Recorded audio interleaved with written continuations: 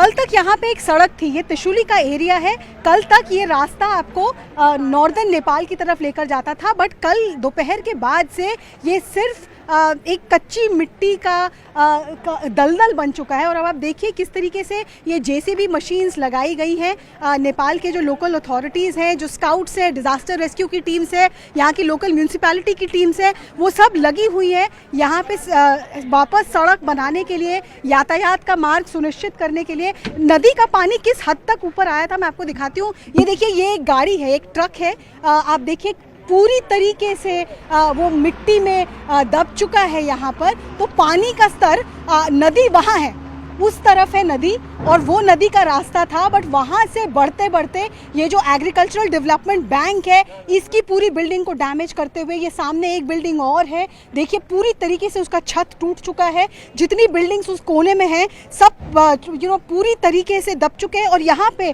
मैं कोशिश करती हूँ, लेकिन पूरा कीचड़ है, तो ये अभी स्टेबल नहीं है। ये अभी नदी से उखाड़ के नदी जो अपने साथ उठाकर मलबा लाई है, ये मलबा अभी भी गीला है, तो इसके ऊपर चलकर भी आगे जाना अनस्टेबल है। बट आप देखिए नदी से यहाँ तक पानी जो है उसने डैमेज किया हुआ है। ये ट्रक की हालत आप देख सकते हैं। अब देखिए जेसीबी जो है वो किस तरीके से रिपेयर कर रही है सड़क को।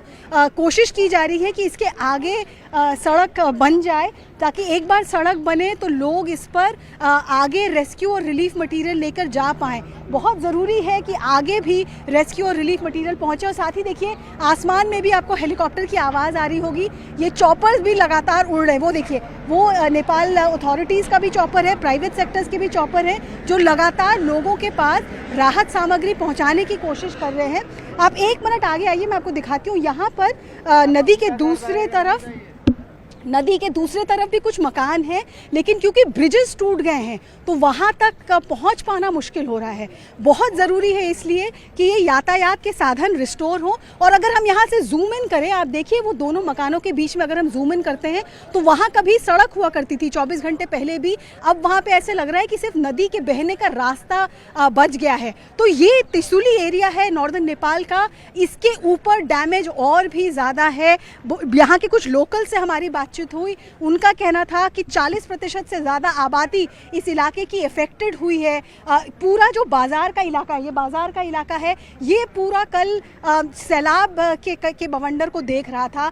यहाँ इस वक्त बहुत ज़रूरी है कि सड़क, यातायात, बिजली नहीं है यहाँ इस वक्त, बिजली नहीं है, तो ज़रूरी है कि ये बिजली के तार रिस्टोर हों, सड़क बने और रेस्क्यू और रिलीफ मिशन का काम आगे बढ़े। तो ये हालात है इस वक्त त्रिशूली के। नेपाल के प्रधानमंत्री भी हम एक्सपेक्ट कर रहे हैं कि वो यहाँ आएंगे थोड़ी देर में, ताकि वो एपिसेंटर का नज़ारा खुद देख पाएँ और आगे की रणनीति तय करें।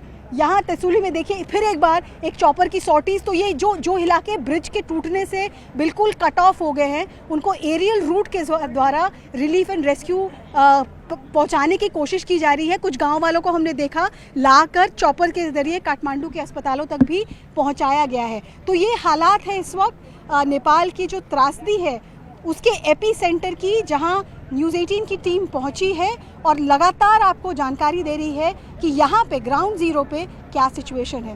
राजेश भारद्वाज के साथ अरुणिमा, त्रिशूली, नेपाल से।